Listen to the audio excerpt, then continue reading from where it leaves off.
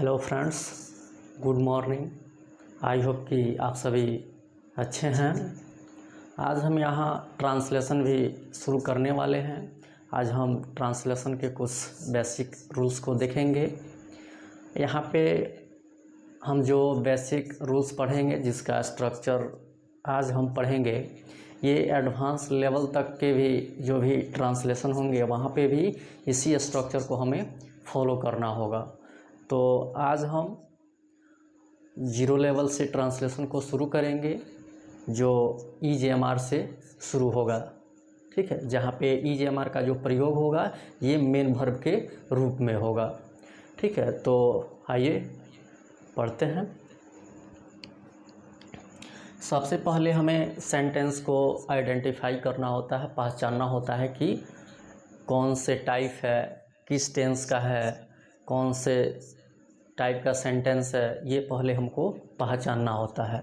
तो आज हम सबसे पहले पढ़ेंगे कि हम कैसे पहचानेंगे कि ये कौन से टेंस में है। ठीक है,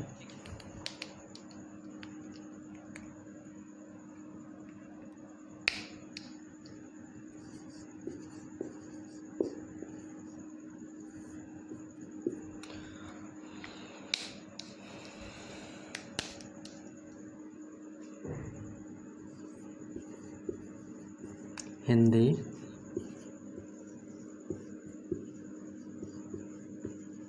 सेंटेंस के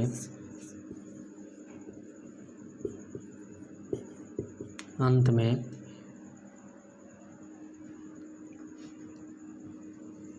है, हो, हूँ या हैं का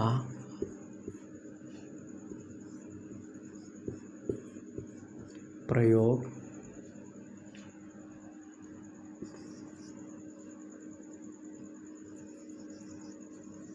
मेन वर्ब के रूप में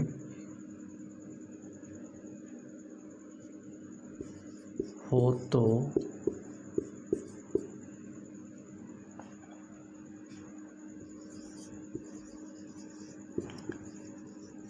सेंटेंस के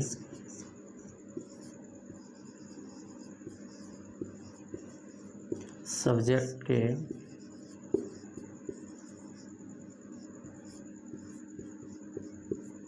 अनुसार इज, एम, आर का प्रयोग होता है। क्या है कि हम किसी सेंटेंस को कैसे पहचानेंगे कि ये जो सेंटेंस है कौन से टेंस में है। तो इसके लिए ये पहचान है कि हिंदी सेंटेंस के अंत में है, हो, हूँ या हैं का प्रयोग मेन वर्ब के रूप में हो तो सेंटेंस के सब्जेक्ट के अनुसार इज, एम, आर का प्रयोग होता है। जैसे एग्जांपल्स देखते हैं।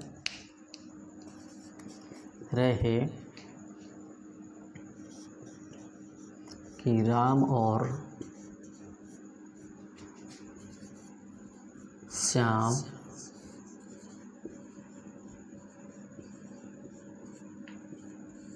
ईमानदार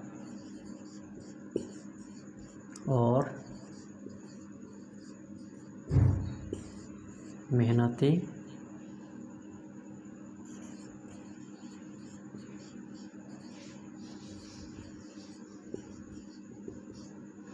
किसान है। क्या है? राम और श्याम ईमानदार और मेहनती किसान हैं। देखिए यहाँ पे इस सेंटेंस के अंत में हैं। ठीक है, तो इससे ये पता चलता है कि ये प्रेजेंट टेंस में है और इसमें हैं का जो प्रयोग हुआ है ये मेन वर्ब के रूप में हुआ है। तो इससे ये भी पता चलता है कि यहाँ पे जो मेन वर्ब होगा ये ईज एम आर का प्रयोग होगा यहाँ पे मेन वर्ब के रूप में। लेकिन यहाँ पे ईज होगा कि आर होगा, यहाँ पे ईज मिस भी हैं होता है और आर मिस भी हैं और हो होता है। तो यहाँ पे हैं से ये पता चलता है कि ये प्रेजेंट टेंस में है और ये मेन वर्ब के रूप में हो इसका प्रयोग हुआ है। लेकिन यहाँ से ये नहीं पता चलता है कि यहाँ पे हम इसका जो इंग्लिश होगा ईज होगा कि आर होगा। तो ये हमें कुछ रूल्स है जिसको पढ़ने के बाद हम ये पता कर पाएंगे कि इसके साथ ईज होगा कि आर होगा।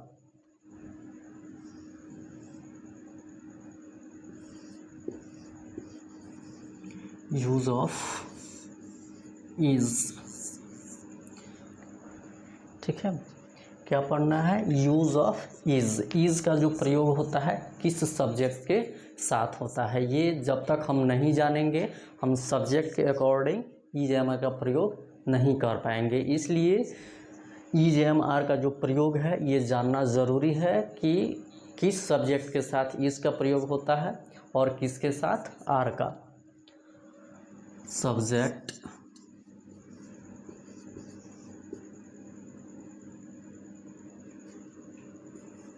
he, she, it and singular number।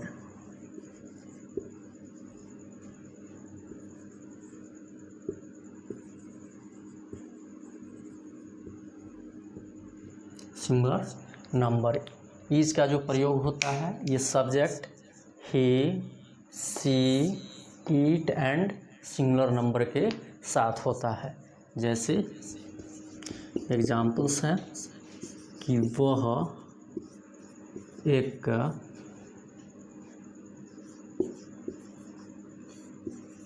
तेज और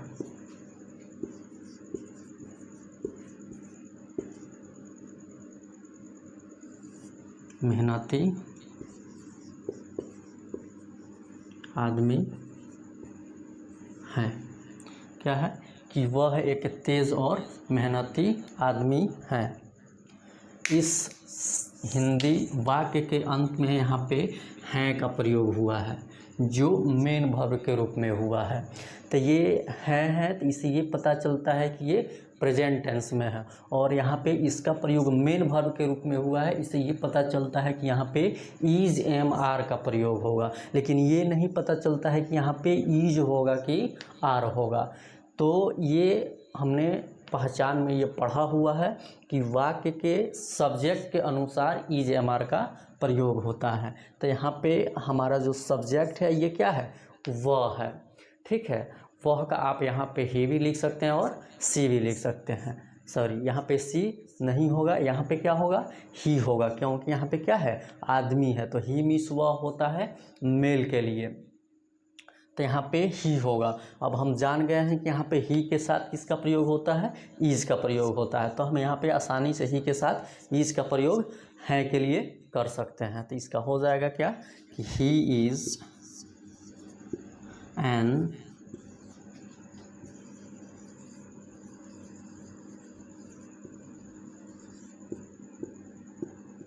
इंटेलिजेंट एंड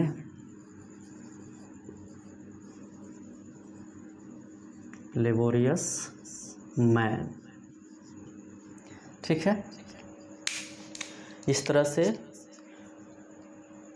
सब्जेक्ट ही रहे, सी रहे, ईट रहे एंड सिंगुलर नंबर रहे, सिंगुलर नेम रहे, तो उसके साथ ईज का प्रयोग होता है। ठीक है, ये आगे जब हम डिफरेंट टाइप्स ऑफ सेंटेंस पढ़ेंगे तो वहाँ पे ये सभी स्ट्रक्चर में इसको बताया जाएगा कि कब किसका प्रयोग करना है। ठीक है, अभी हम इसके कुछ रूल्स हैं उसको पढ़ रहे हैं। 2 नंबर में use of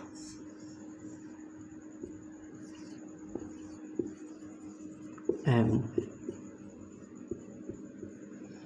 use of M.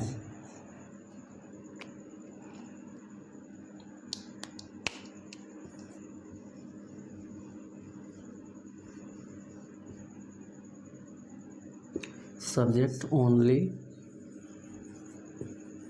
I. Am का जो प्रयोग होता है केवल आई के साथ होता है, आई के अलावा एम का प्रयोग किसी और सब्जेक्ट के साथ नहीं होता है। ठीक है, इसे एग्जाम्पल से समझते हैं। मैं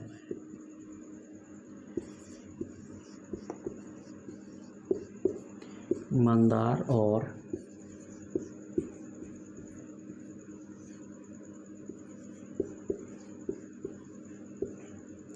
शिक्षित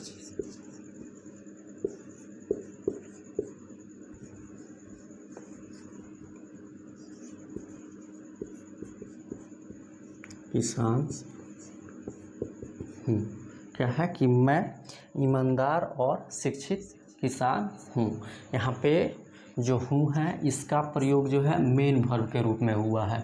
ठीक है, और हूँ है तो ये प्रेजेंट टेंस में है और मेन वर्ब के रूप में इसका प्रयोग हुआ है, तो इससे ये पता चलता है कि इसमें इज एम आर का प्रयोग होगा। ठीक है, वैसे एम में से हूँ लिखा हुआ है। ठीक है, तो ये जो हूँ होता है केवल एम का ही हूँ होता है, एम का ही मीनिंग हूँ होता है, और एम का जो प्रयोग होता है केवल आई के साथ होता है। आई के अलावा और किसी भी सब्जेक्ट के साथ एम का प्रयोग नहीं होता है।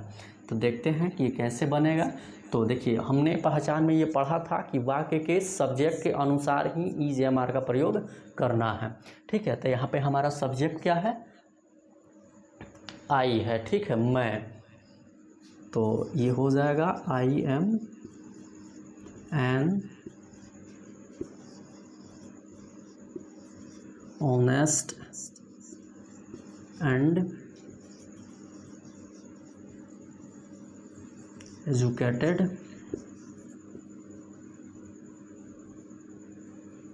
फार्मर।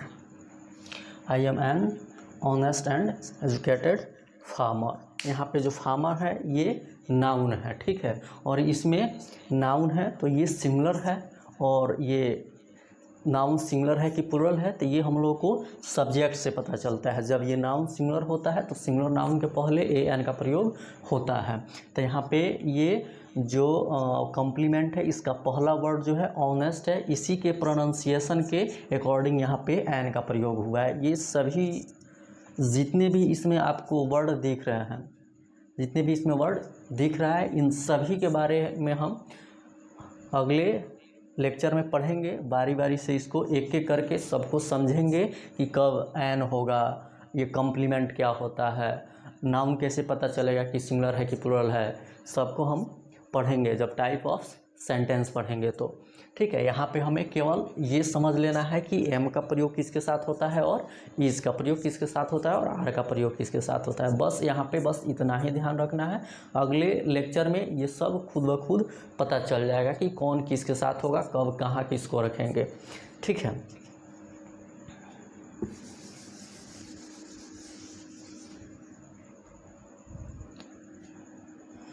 अब हम पढ़ेंगे use of are.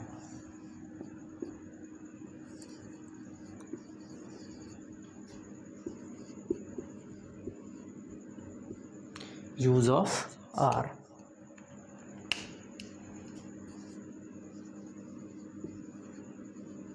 Subject they, we, you and plural number.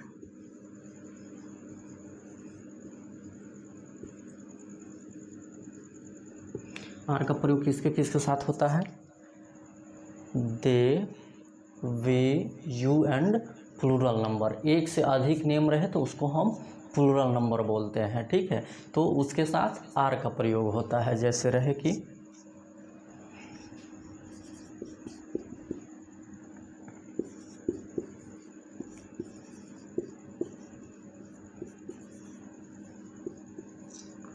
Ram और श्याम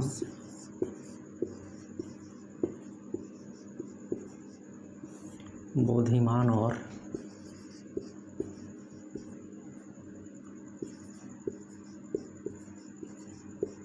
ईमानदार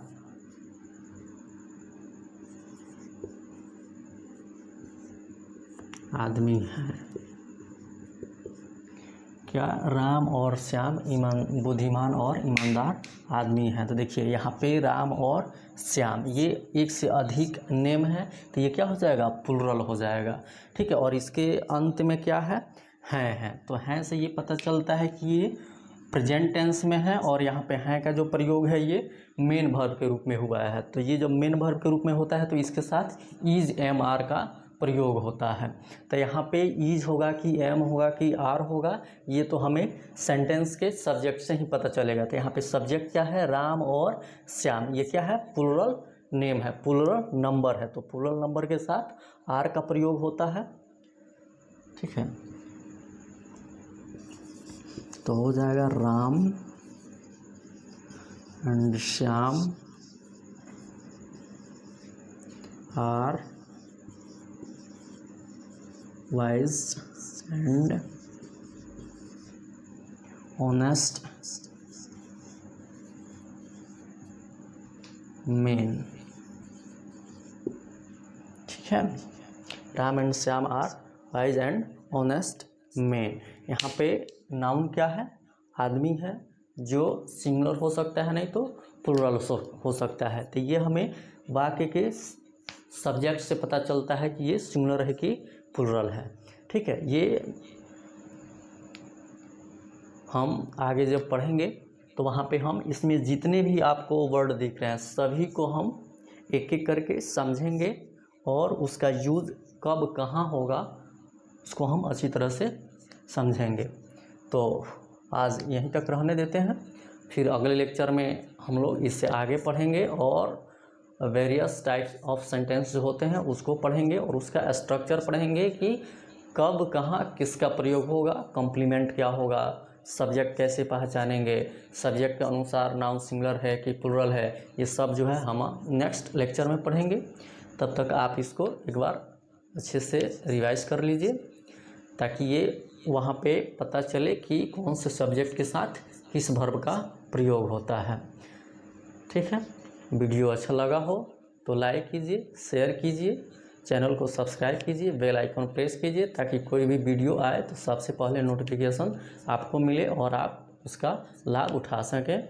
हमारे साथ जुड़े रहने के लिए आप सभी को बहुत बहुत धन्यवाद। Okay, thanks.